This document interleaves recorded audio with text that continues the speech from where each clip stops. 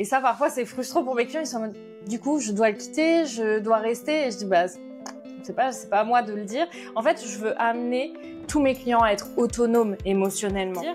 En fait, si tu te sens comme ça, tous les jours, est-ce que c'est OK pour toi ? C'est ça qui crée l'obsession, en fait. C'est la différence entre le cortisol, donc l'hormone du stress qui va monter quand la personne te répond pas, quand tu sens qu'elle est différente, etc. Et tu me souviens très bien, tu me disais, mais tu veux faire combien de chiffre d'affaires ? Et j'étais là, je sais pas.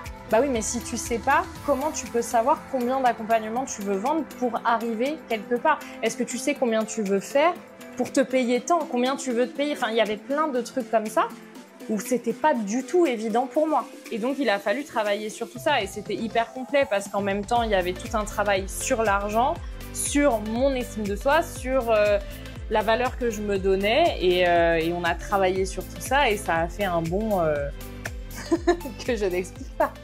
Bonjour et bienvenue dans un nouvel épisode du podcast Success. Je suis ravie de vous retrouver aujourd'hui pour une Success Story cliente. Aujourd'hui, j'ai interviewé Auria. Auria, elle est love coach spécialisée dans la dépendance affective et les relations toxiques. On a eu un échange hyper complet autour de cette thématique-là. On a parlé énormément de dépendance affective, de love coaching. On a parlé de toutes les problématiques, les croyances, les douleurs que peuvent rencontrer ses clients. Elle a un podcast qui cartonne, il s'appelle La vie a un plan pour toi. Je vous invite à aller l'écouter si la thématique vous plaît ou si vous connaissez quelqu'un qui en aurait besoin. Et Auria, ça a été une de mes clientes, donc on a aussi parlé de l'accompagnement qu'elle a suivi avec moi, Success 100K, pour scaler son activité, passer à d'autres niveaux, dépasser des plafonds de verre. Donc on a parlé de tout ça. Et je lui ai parlé en toute honnêteté, on a quand même échangé sur des choses un peu plus personnelles me concernant, sur la thématique du love coaching. Et du coup, c'était hyper intéressant d'en parler avec elle, même si j'en avais déjà parlé avec elle en off. Ça peut aussi éclairer certains d'entre vous qui peuvent avoir des challenges dans leur vie de couple. J'espère que cette conversation vous a plu. On est disponible sur YouTube si vous voulez nous voir aussi. N'hésitez pas à aller sur la chaîne YouTube Fanny l'Esprit. Mettez-nous un petit commentaire sur Spotify. Si vous êtes sur Spotify, vous pouvez laisser des commentaires sous les épisodes. Ça nous ferait plaisir de savoir ce que vous en avez pensé et si l'épisode a pu vous aider, vous, dans vos relations. Je vous souhaite une très belle écoute avec Auria.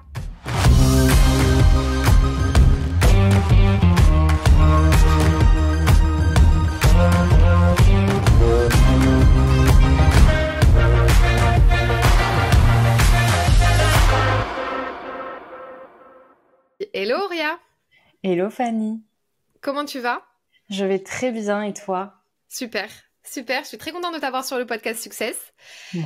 Tu es là aujourd'hui pour plusieurs raisons. Nous parler de toi, de ce que tu fais au quotidien, comment tu accompagnes tes clientes et également pour parler de l'accompagnement que tu as suivi avec moi. On est resté un long moment en accompagnement aussi et tu as pu développer ou en tout cas faire pivoter ton business grâce à l'accompagnement que tu as suivi avec moi qui s'appelle Success 100K.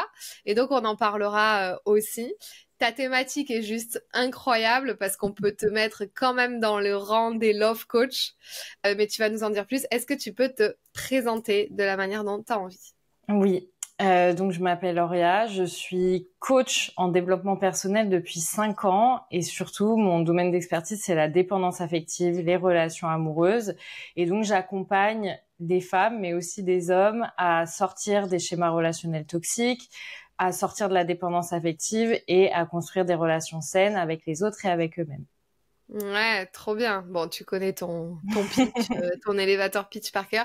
Comment t'en es arrivé à faire ça? Parce que c'est un énorme sujet. J'ai l'impression que c'est le sujet le plus, enfin, je sais pas, le plus important. En tout cas, la dépendance affective. On est tous plus ou moins à certains niveaux passés un peu par là quand même. Et il y en a qui, c'est vraiment leur truc, quoi. Tu vois, dans notre entourage, on connaît tous quelqu'un qui est un peu dépendant affectif dans son couple ou qui a eu des problèmes de relations toxiques. Comment t'en es arrivé là ? Raconte-nous ton parcours. Ouais, je pense que c'est un sujet important. Alors moi, ça s'est un petit peu présenté à moi naturellement, mais je pense que c'est pas un hasard puisque moi-même j'étais une grande dépendante affective. J'ai mis très longtemps en fait avant de comprendre de quels outils j'avais besoin pour en sortir. Je suis passée par la thérapie notamment, mais en fait en sortant de la thérapie, je me suis dit ok, je me sens mieux, mais en fait là j'ai besoin d'outils concrets. Comment je vais pouvoir en fait, mettre ça en place dans mes relations. Et c'est là que je me suis sentie un peu perdue et je me suis dit, en fait, non, là, j'ai besoin d'aller, moi, expérimenter. Donc, ça a commencé comme ça. Je me suis renseignée sur le sujet. J'ai vraiment plongé dans plein d'études à ce sujet-là. Et ensuite, j'ai voulu être coach. Et donc, les deux ensemble, je me suis dit, quoi de mieux que ma propre histoire pour accompagner les gens, en fait, à faire le chemin que j'ai fait, mais en vitesse grand V, finalement, pas en attendant 10 ans pour en sortir, mais avoir les bons outils. Moi, je sais ce qui fonctionne pas. Et donc, naturellement, dès le début, c'est des personnes qui étaient dans cette situation-là qui venaient me voir. Donc, je pense que je devais dégager ça aussi. Le sujet des relations revenait beaucoup. Et je me suis dit, OK, à partir de là, ça va être ton sujet. En fait, je pense que même si on peut apprendre des choses, on parle très bien des choses quand on les a vécues. Et du coup, la douleur de mes clients, je sais, en fait, je sais mieux que personne ce par quoi ils passent, les pensées qu'ils ont, les croyances qu'ils peuvent avoir aussi et ce qu'ils sont en train de vivre. Ouais, trop intéressant d'avoir fait cette thématique. T'as aussi un podcast, mais on pourrait se dire, tu pourrais nous en parler aussi de ton podcast qui cartonne d'ailleurs, on pourrait se dire, purée, bon, c'est quand même un sujet où t'es quand même assez niché, tu pourrais tourner en rond, tu vois, au bout d'un moment, sur la dépendance affective, sur les relations toxiques. Comment tu fais pour surtout que toi, tu l'as dépassé, donc souvent quand on a dépassé un problème, parfois ça peut être relou, tu vois, de continuer à discuter ou ça te replonge dans des vieux trucs. Qu'est-ce qui te passionne et te motive derrière ça? Je pense que mon vrai pourquoi, c'est presque insupportable pour moi de savoir qu'il y a encore des personnes qui vivent ça. Je pense que la douleur en fait, nos relations amoureuses, on a beau avoir d'autres projets, ça reste quand même, pour beaucoup de personnes en tout cas, un projet de vie. Et donc, c'est une douleur qui est extrêmement profonde parce que ça ramène aux blessures d'abandon, de rejet. Enfin, en fait, on est tout le temps dans les relations, qu'elles soient amoureuses ou pas d'ailleurs. Donc, j'ai pas l'impression de tourner en rond déjà parce que je considère que chaque histoire est unique et que même si les mécanismes sont similaires, à chaque fois, je découvre l'histoire d'une nouvelle personne, la manière dont elle pense, ce qu'elle a vécu dans sa vie. Donc, j'ai pas l'impression de tourner en rond. C'est comme, justement, sur mon podcast, on me dit souvent, mais comment tu fais pour poster toutes les semaines? Comment t'arrives encore à trouver des sujets? En fait, mon inspiration, elle est partout. Elle est pas que chez mes clients, elle est aussi chez mes copines, elle est chez les histoires de potes qu'on me raconte parce que, mais tu te rends compte ce qu'elle a vécu, qui elle a rencontré, etc. Et en fait, je suis tout le temps inspirée. Et en fait, je pense que je suis vraiment sortie de ça. Donc moi, ça me replonge pas vraiment dans mes douleurs à moi. Par contre, j'en fais une force de me dire, si je ressens ça et si c'est tellement insupportable pour moi de voir des hommes et des femmes vivre ça, alors c'est pour ça que je me lève le matin. C'est parce que j'ai envie que chaque personne ressente la paix que je ressens aujourd'hui, moi, dans ma vie, avec moi et dans mon couple. Ouais, trop bien, trop bien. Surtout que on connaît tous quelqu'un qui traverse ça en ce moment. Enfin, du coup, je te pose la question, qu'est-ce qui est le plus, les croyances qui reviennent le plus, les problématiques qui reviennent le plus, les peurs, enfin, qu'est-ce que t'as vraiment le truc le plus recurring qui revient dans tes accompagnements, et on se dit, putain, là, il faut absolument que je prenne une coach pour régler ce problème. En fait, je pense qu'il y a vraiment deux profils différents. Il y a les personnes qui sont célibataires et qui vivent vraiment très très mal ce sentiment de solitude, qui ont l'impression de rencontrer, je mets des gros guillemets, mais les mauvaises personnes pour elles, qui ont l'impression que l'histoire se répète ou qu'elles ne trouveront jamais quelqu'un. Ça, c'est les grosses croyances de finalement, je vais peut-être finir ma vie seule, il y a jamais personne qui me correspond, personne ne tombe amoureux de moi. Ça, c'est vraiment vieille avec 30 chats. Ouais, c'est ça. Mais c'est extrêmement souvent et malheureusement, je pense que c'est sociétal.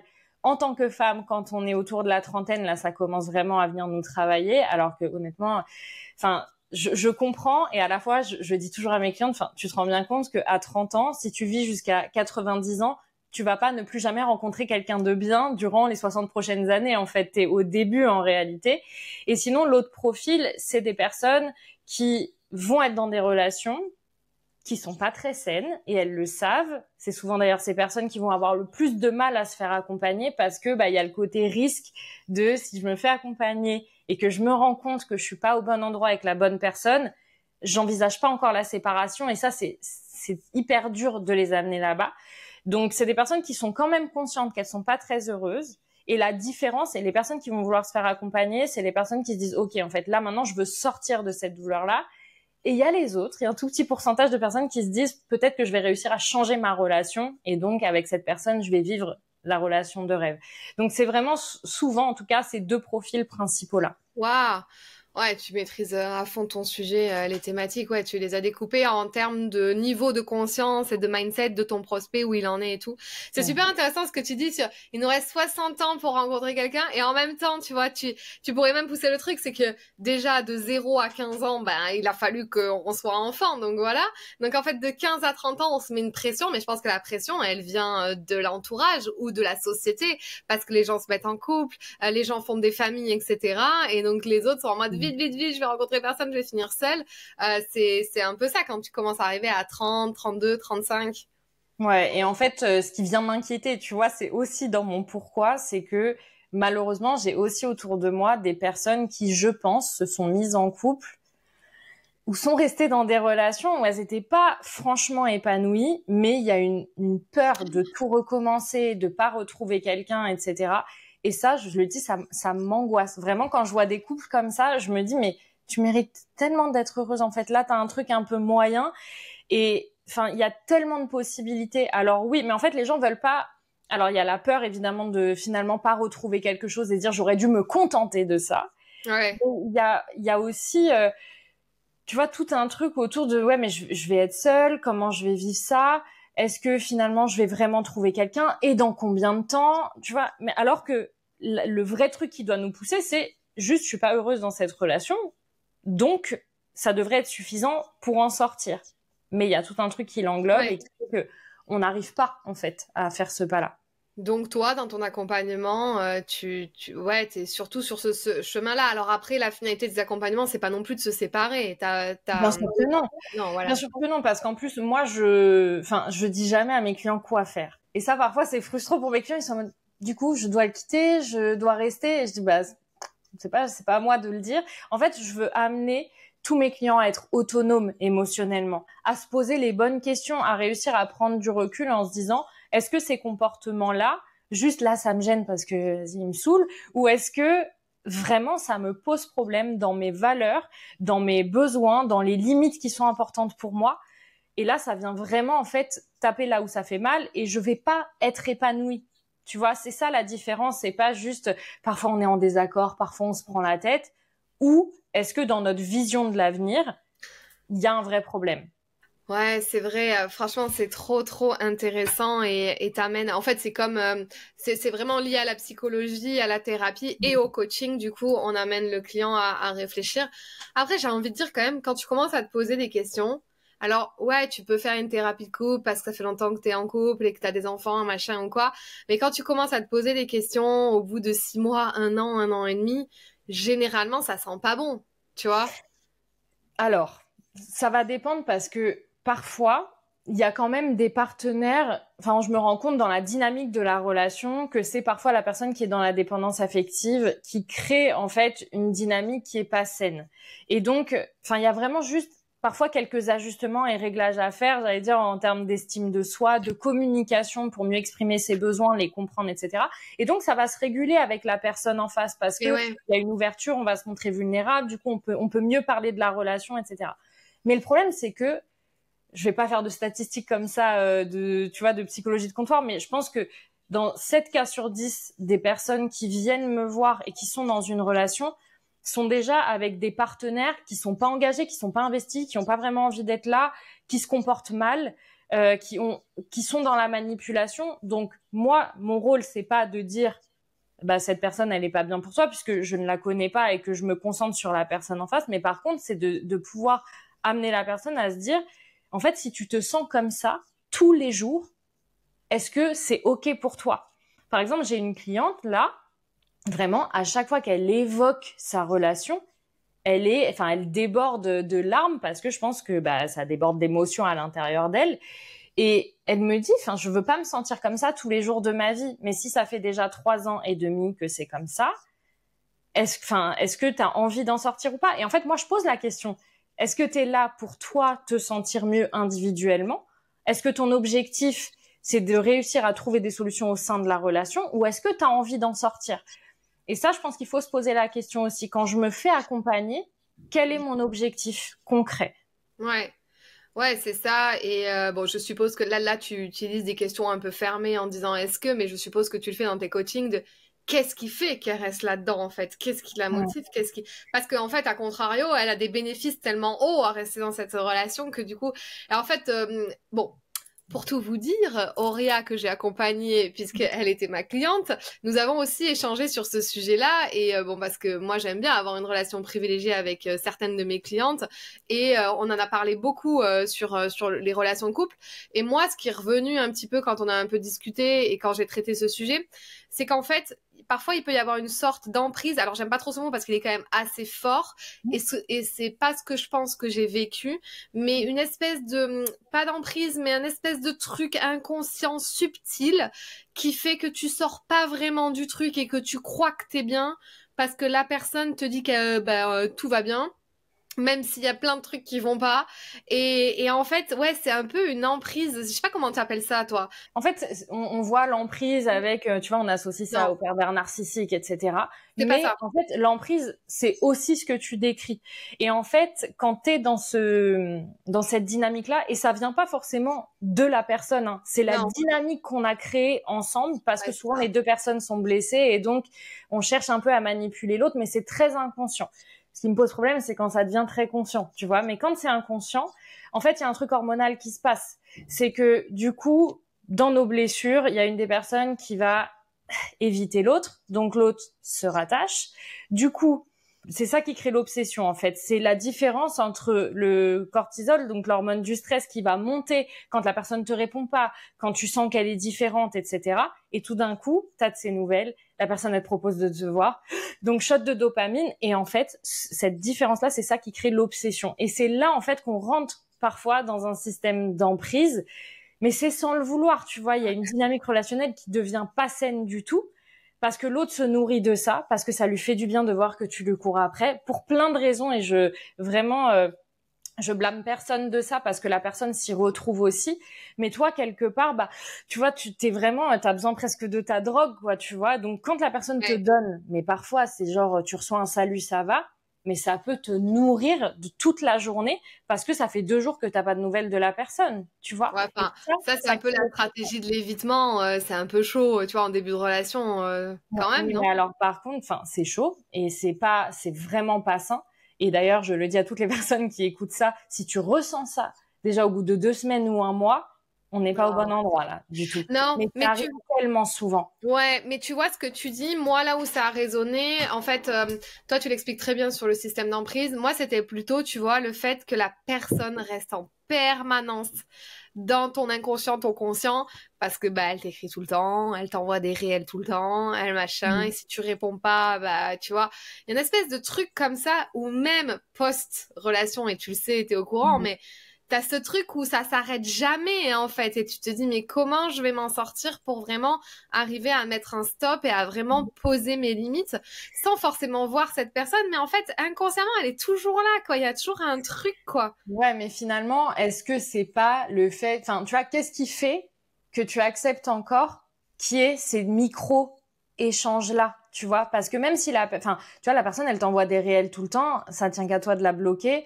Enfin, tu vois ce que je veux dire? Ah bah Mais ça, toi, tu vois, ça a été un c'est sujet pendant des difficile. mois et des mois, tu le sais, enfin des mois et des mois, ça a duré quelques mois et après voilà, les choses se sont réglées jusqu'au jour. Mais en effet, c'est pourquoi il y avait un truc de j'ai peur que cette personne me déteste à tout jamais ou Mhm. qu'elle ait une mauvaise image de finalement de notre relation que l'on a eue, donc je préfère lui répondre. Tu vois, c'était un truc de regard de soi, regard des autres, de jugement, tu vois, de lui ou quoi. Et donc du coup, ça fait que la personne, elle sort jamais de ton inconscient en fait, elle est toujours là, alors que toi, t'essaies de t'en sortir. Et tu le sais, en plus, enfin voilà, je suis partie à l'étranger, on se retrouve au même endroit, au même moment, avec les mêmes amis, alors que justement, j'avais besoin de respirer un peu sur cette relation. Et bon bah voilà, donc si je me dis mais c'est pas possible, ça me poursuit presque. Je pense qu'il y avait rien de vraiment toxique au Non. fond, mais il y avait un truc un peu, tu vois, de inconscient, relou, quoi, à se débarrasser. Et j'ai mis du temps, tu vois, à me dire, putain, comment je vais faire pour me débarrasser c'est pas lui qui créait ça, c'était moi dans mon mental C'est la d'arriver à, dynamique, voilà, c'est ça, à tu sortir vois. de cette spirale tout le temps dans ma tête enfin, de tout, tu te dis, ah ben ça y est, je tiens le bon bout. Je pense plus ni à lui, ni à cette relation. Et là, bam, tu reçois le message, tu reçois un truc, et t'as un truc qui vient te popper en pleine face, sans que ça soit sa faute à lui ou quoi. C'est que, du coup, c'est un détachement à travailler, je pense. Ça peut être très long. En fait, je pense que c'est important de comprendre pourquoi on le fait.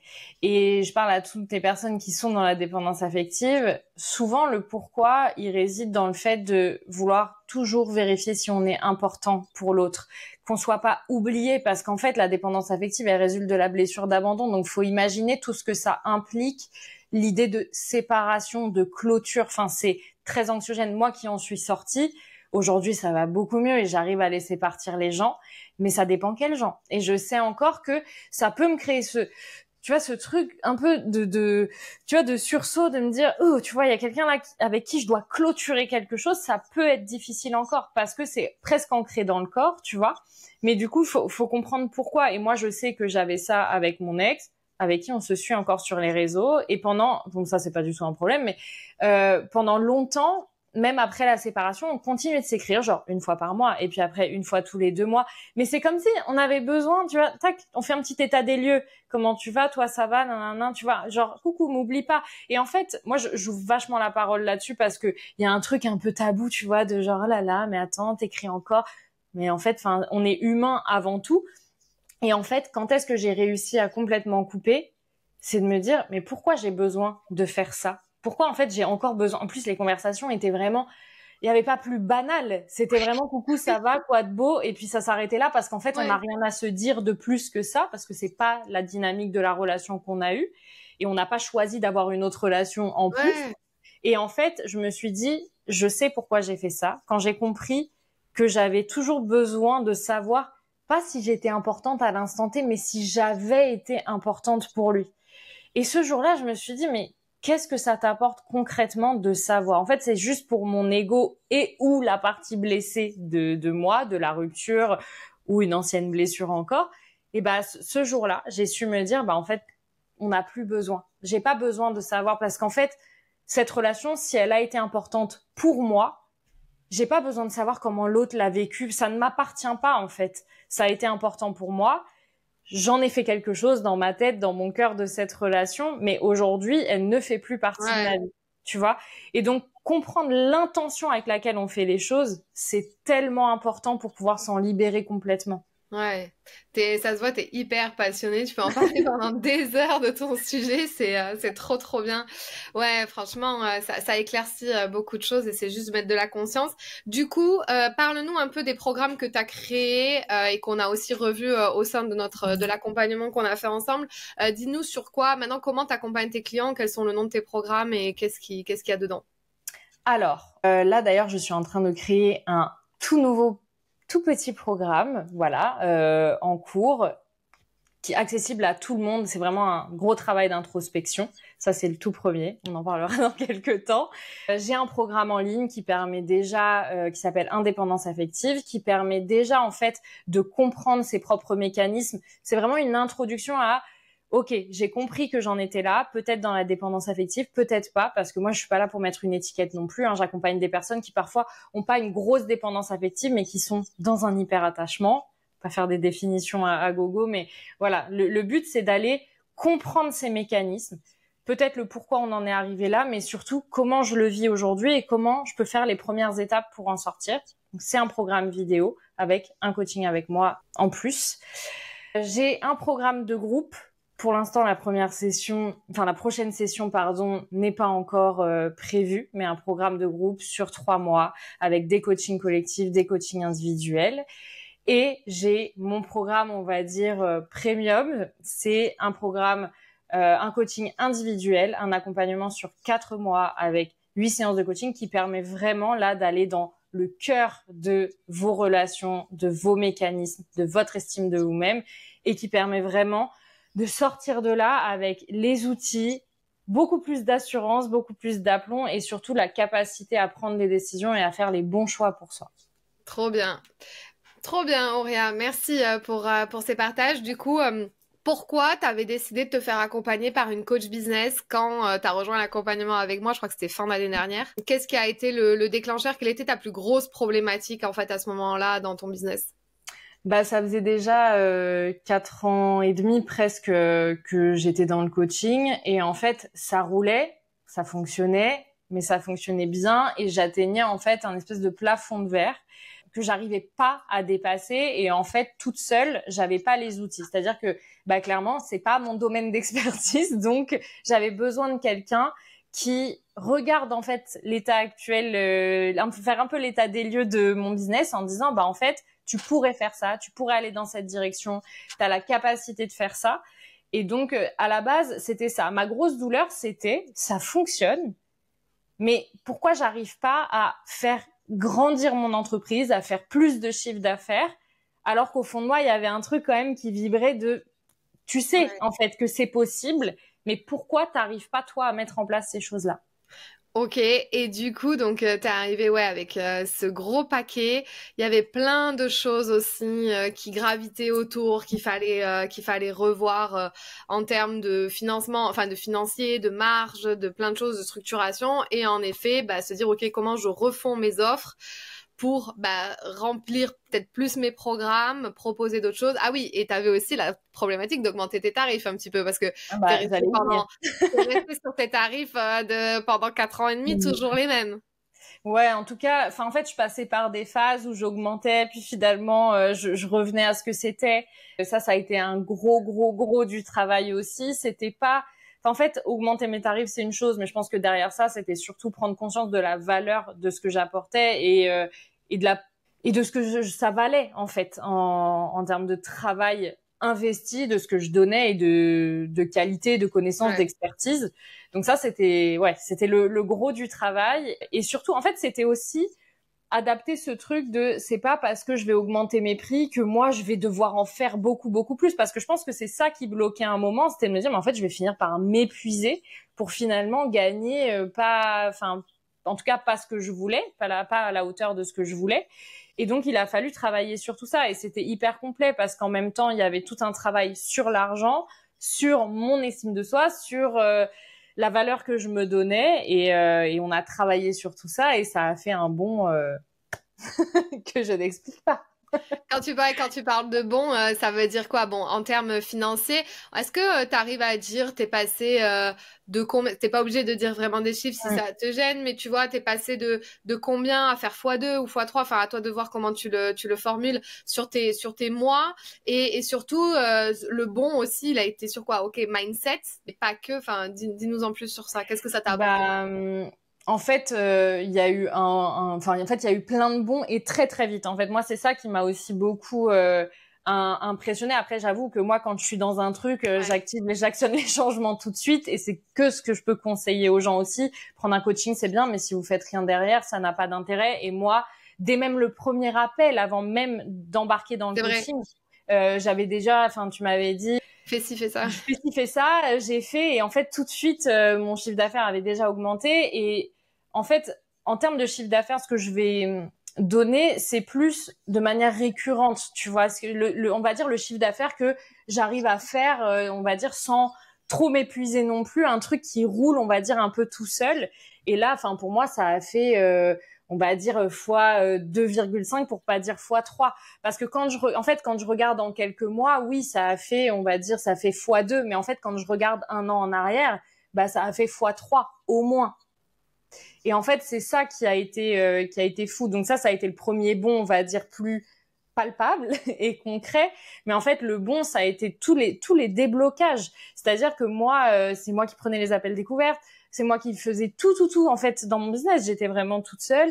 Et en l'espace de quelques semaines, j'avais pris une assistante, j'avais une personne qui prenait mes appels découvertes. Enfin, et tout ça, ça a été super vite, en fait.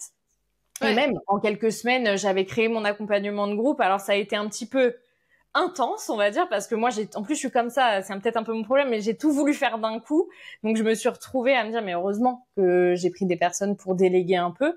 Et aujourd'hui, j'ai une assistante qui est absolument incroyable. Et à chaque fois qu'elle fait un truc, je me dis, mais elle a fait ça en 1 heure et demie. Moi, ça m'aurait pris 5 heures. Mais heureusement qu'elle est là, en fait. Ça me soulage énormément. Donc, il y a eu plein de bons comme ça. Au-delà du mindset, c'était beaucoup dans la mise en place parce que moi, je pense que ça se ressent aussi. Moi, je suis une émotionnelle et j'avais besoin de quelqu'un qui mette un peu de structure et qui me montre, en fait, ok.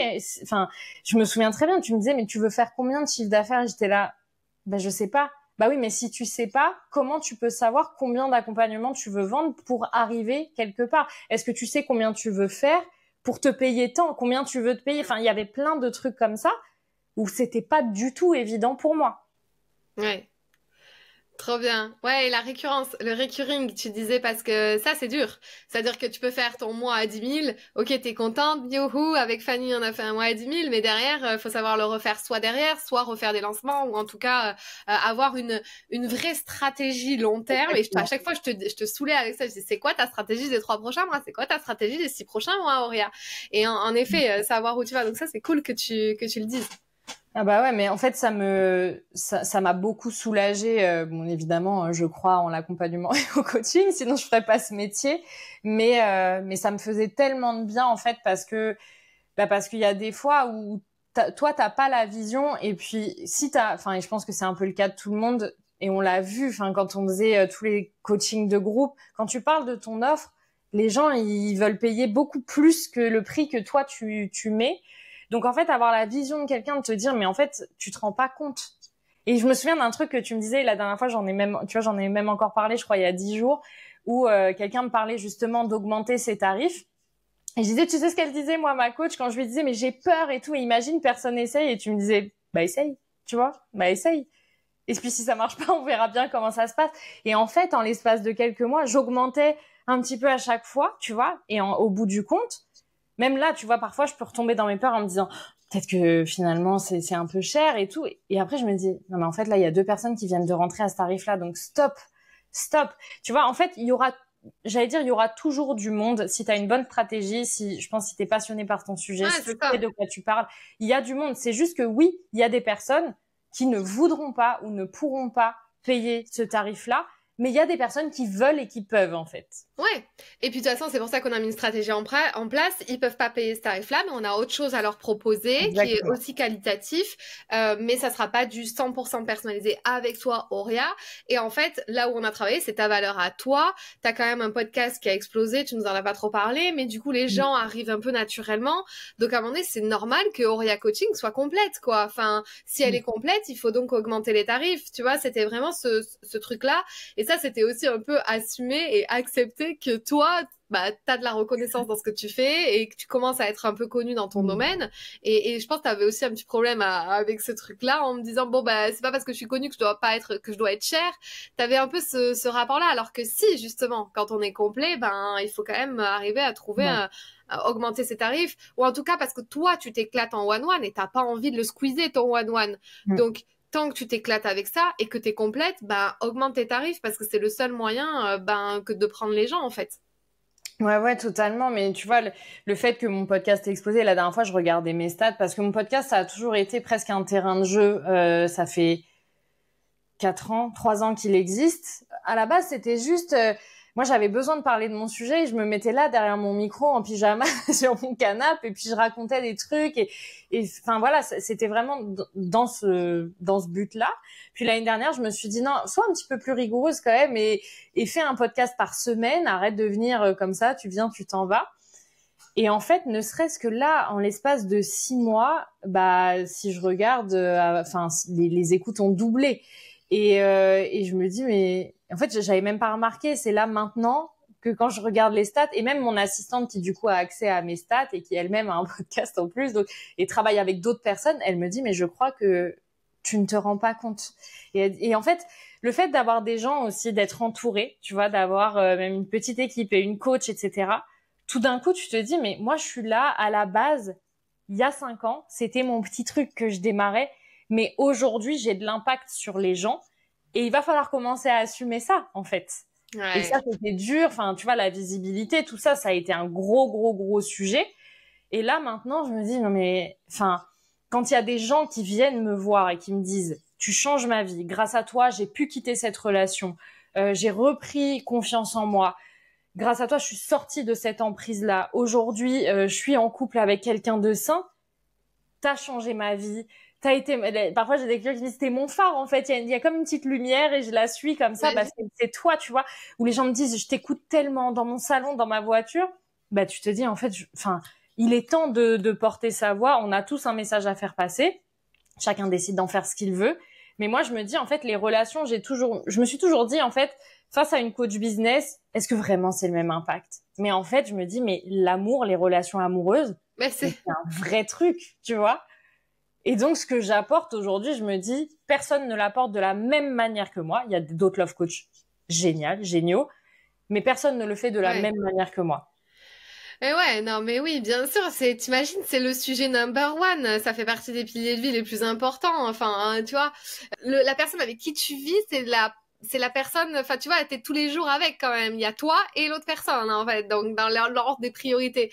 Donc oui, ton sujet, il est hyper important, et c'est marrant que tu dis ça, parce que, en fait, ça me fait penser, tu vois, tout à l'heure, quand tu disais les peurs que t'avais et tout, bah, c'est quand tes clients à toi, ils ont des peurs.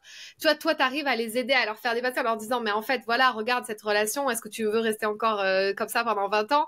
Et moi, j'ai fait un peu le même travail avec toi sur le business en te disant et en te faisant prendre conscience que ben c'était un point A où t'étais et que tu pouvais atteindre un point B et que c'était à ta portée aussi. Et ce qui était bien aussi, c'est que je pense que ce qui t'a rassuré avec moi, c'est que j'étais sur ce chemin-là, genre peut-être 1 an, même pas auparavant en fait. Donc tu vois, il y avait ce décalage entre nous de 6 mois, 1 an, où moi j'avais déjà délégué, où j'avais déjà mis en place, j'étais déjà passée en collectif, je commençais à arrêter un peu le one-one ou avoir et en lui disant, et en te disant, regarde, je l'ai fait et c'est possible. Et du coup, l'addition de prendre une coach qui est quand même à l'étape un poil au-dessus de toi, plus toi qui est très passage à l'action, ben ça a fait le match parfait entre nous et que ça a fait des résultats directs, quoi. Ouais, en fait, il y a un truc que j'aime profondément chez toi, enfin, comme je disais, moi, je suis une intuitive, je suis une émotionnelle, tu vois, et j'avais besoin de quelqu'un qui me pousse. Et en plus, moi, j'ai pas de problème à recevoir, tu vois, le truc de.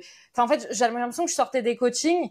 Tu me disais, ok, bah du coup, à partir de là, tu fais ça, et j'étais là, ok, tu vois, et on y va. Et en fait, ça me faisait vraiment, vraiment beaucoup de bien parce qu'en fait, c'est quelque chose que moi, je peux pas toujours faire dans mon métier parce que les personnes sont parfois en état de détresse émotionnelle et donc il y a plus de douceur, de bienveillance. Tu vois, je les accompagne, mais parfois c'est pas, tu vois, je peux pas en fait aller dans le truc de, non, tu vois, tu vas pas voir quelqu'un. La différence entre le coaching et le mentorat. Exactement. Enfin, tu vois, je peux pas dire à quelqu'un, bah là, maintenant, tu vas sur un site de rencontre, tac, tac, tac, tu vas dater. Non, je peux pas faire ça, tu vois, parce qu'en fait, il y a trop d'enjeux. Là, en fait, moi, mais c'est parce que je fonctionne comme ça. Quand on a commencé, je me dis, ce que j'ai fait là, depuis ces dernières années, ça m'a permis de continuer à faire vivre mon entreprise et de ne vivre que de ça, et je suis hyper reconnaissante de ça. Mais en fait, toi, t'as pas les clés. Donc, tu fais appel à quelqu'un, bah, go, on y va, on met les trucs en place, on voit si ça fonctionne pas, qu'est-ce qui fonctionne moins, parce que bah forcément c'est de l'expérimentation aussi, tu vois. Mon sujet c'est pas ton sujet, enfin tu vois, donc du coup il y avait des choses où je me disais bah ça je peux l'amener, je peux l'intégrer, mais comment je vais l'intégrer?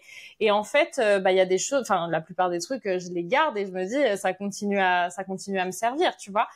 Et puis sûrement qu'à un moment il y aura un autre plafond parce que d'autres peurs, et puis tu vois, et en fait à chaque fois c'est juste un cap à passer, tu vois. Mais maintenant j'ai vraiment ce truc, pourtant je suis pas quelqu'un, j'ai pas peur de l'échec, mais je pense que c'est plutôt mon rapport à moi. Mais là maintenant tu vois, je me dirais toujours bah franchement essaye, tu vois, essaye et tu vois en fait comment ça se passe, tu vois. Mais je me dis, il y a tellement de gens qui m'ont dit parfois, mais tu devrais te faire payer plus pour tout ce que t'apportes. En fait, les gens me disent ça à la fin des coachings, tu vois. Si je devais payer le double, je l'aurais fait. Et je me dis, bah ouais, c'est vrai, tu vois, avec toute l'énergie que je mets, le cœur que je mets là-dedans. On en a parlé beaucoup quand t'avais peur de monter tes tarifs et tout, on en a parlé beaucoup. Et en fait, tu vois, tu dis que c'est un énorme sujet de vie et en fait, c'est quand même le plus gros sujet. Combien ça coûte d'être heureux au quotidien, dans sa vie, dans son couple, avec soi-même, de développer de l'amour de soi?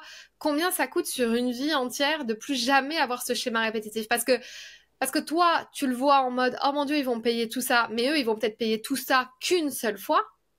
Parce que grâce à toi, ils auront eu les clés et ils feront même plus la même erreur. Donc en plus, Tu peux même pas faire d'upsell parce que tu les aides tellement à développer l'amour de soi qu'ils vont pas revenir chez toi ils feront plus les mêmes erreurs. Donc, combien ça coûte de plus jamais faire les mêmes erreurs, d'être heureux avec soi-même jusqu'à 90 ans avec sa relation de couple qui va être la meilleure qu'on va trouver, etc. Tu vois. Bah en fait, ça n'a pas de prix. Honnêtement, ça n'a pas de prix. La dernière fois, j'ai quelqu'un, tu vois, qui m'avait contacté il y a 3 ans et demi.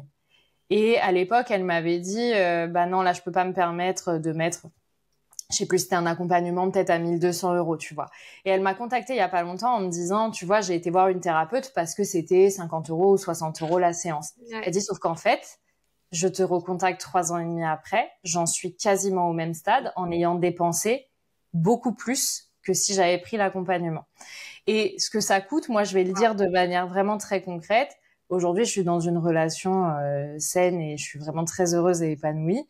Dans ma dernière relation, je pense que si j'avais pas été dans la dépendance affective, la relation se serait terminée au bout d'1 mois. Mais j'ai persisté dans une relation parce que j'étais encore un peu dans la dépendance affective, où j'étais dans une relation à distance. C'est moi qui ai payé les allers-retours et c'est moi qui les ai faits. C'est moi qui offrais des cadeaux. C'est moi qui voulais tellement tout faire pour l'autre. Donc même si on parle, bien sûr, là, on parle de la paix et de ce que ça coûte en termes de paix et de bonheur, mais en fait, c'est aussi toutes ces choses-là. Qu'est-ce que concrètement, t'as payé pour acheter l'amour de l'autre aussi? Bah, de toute façon, j'ai un exemple très clair. Hein. J'ai une cliente qui a pris un appel et elle a dit, il y a quelques mois, alors le mec... voilà, la trompait un nombre incalculable de fois. Enfin, c'était pas, en tout cas, dans le cadre de leur relation, parce que c'est pas un jugement, c'est juste, ça sortait du cadre de leur relation. Il lui mentait, il ne faisait rien pour son anniversaire à elle, et elle admet que elle avait payé la semaine d'avant un week-end à plus de 2 000 € pour l'emmener, ce gars-là. Mais elle n'a pas voulu payer. À l'époque, mon accompagnement était à 1 500 €. Elle n'a pas voulu payer et prendre cet accompagnement-là. Donc oui, il y a peut-être une forme d'emprise et donc c'est difficile de passer le cap.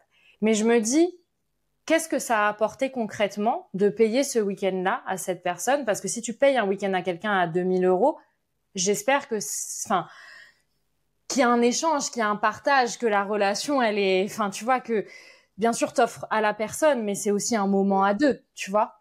Et là, je me dis, mais c'est tellement triste, en fait, de se dire que on ne s'aime pas suffisamment pour donner ça à l'autre, mais pas se le donner à soi en se disant, maintenant, c'est moi qui ai besoin de ça.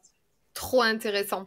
Putain, ce que tu dis là, c'est vraiment hyper pertinent. C'est vraiment une pépite parce que, en gros, en coaching business, on peut le dire. Regarde tout l'argent que tu as perdu déjà à rien faire, à pas te développer et pendant 1 an et demi à te dire ah ben non, j'ai pas besoin de coach parce que je vais y arriver tout seul. Ok, bah t'as perdu du temps, de l'argent, tout ça. Ça peut être très tangible. Or toi, il y a un truc de putain, mais oui en fait, parce que moi je me souviens, si tout de suite j'avais capté que ça allait pas être une relation pour moi.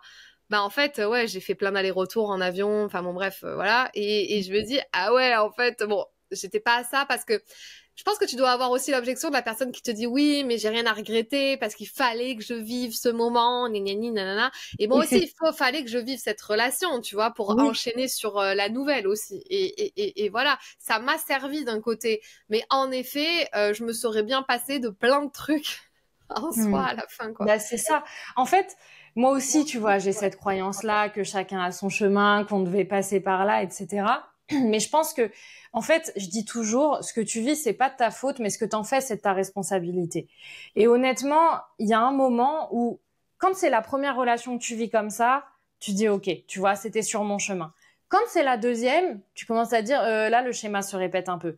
Mais quand en fait, ça se répète tout le temps, et que la personne en face ne change pas, là, maintenant, c'est à toi de prendre les devants, en fait. Tu peux pas en vouloir à l'autre, à la vie, à l'univers, à Dieu ou à qui tu veux, si toi-même, tu fais pas des choses pour toi. Moi aussi, hein, je peux avoir des insécurités, etc. Mais soit je décide de les garder là et de me dire, oui, mais tu comprends, c'est parce que j'ai vécu ça et tu comprends, dans mon enfance, il y a eu ça. Ou alors, je me dis, franchement, j'ai plus envie de me sentir comme ça. J'ai pas envie que ça me pèse. J'ai pas envie que ça pèse sur les autres. C'est mon sac à dos, je vais pas le donner aux autres. Donc, je vais faire le nécessaire. Et ça, pour moi, c'est trop important. Et d'ailleurs, je ne travaille qu'avec des personnes qui ont bien compris ça. qui ont compris que c'était de leur responsabilité là de faire bouger les choses. Ouais, Auréa, trop intéressant. Je crois qu'on pourrait parler toute la journée. Mais bon, on va s'arrêter là parce que ça fait déjà 40 minutes que l'on échange. Dis-moi, du coup, comment on peut travailler avec toi? Où est-ce qu'on te retrouve? Quelles sont les manières de travailler avec toi? Partage-nous un peu tes réseaux et ton podcast aussi. Oui, alors aujourd'hui, principalement, on me retrouve sur Instagram. Ça reste quand même un super réseau social. Donc, c'est oria.coaching. On me retrouve sur YouTube aussi grâce à Fanny. Donc, pour l'instant, il y a mes épisodes de podcast, mais il y a des vidéos qui vont arriver aussi. Voilà. Et surtout, on me retrouve sur mon podcast, La vie a un plan pour toi. Allez sur mon podcast, en fait, parce que c'est là que vous avez tous les sujets, tout ce que je raconte, tout ce que j'expose, alors que sur Instagram, parfois, ça peut être un peu plus short. Donc, voilà, sur le podcast, vous mettez ça dans vos oreilles, vous écoutez bien ce que je raconte. Voilà. Et après, sur tous ces réseaux-là, vous avez mon site internet. Vous pouvez retrouver tous mes accompagnements et la possibilité de prendre un appel de découverte offert. Voilà, pour échanger si vous avez des questions. Est-ce que tu as une dernière citation, un mantra, un truc que tu te répètes à toi ou que tu répètes à tes coachés pour les inspirer? J'ai bien aimé la dernière phrase que tu as dit là sur la responsabilité aussi, mais est-ce que tu en as une autre? Je pense que c'est celle-là, la principale, c'est celle qui revient le plus, en tout cas. Voilà, je t'aurais donné celle-là à la fin de toute façon. Tu peux la redire? Oui, que ce que tu vis n'est pas de ta faute, mais ce que tu en fais, c'est de ta responsabilité. Ouais, voilà. Trop bien. Merci Auria. Avec grand plaisir Fanny, merci pour cette invitation.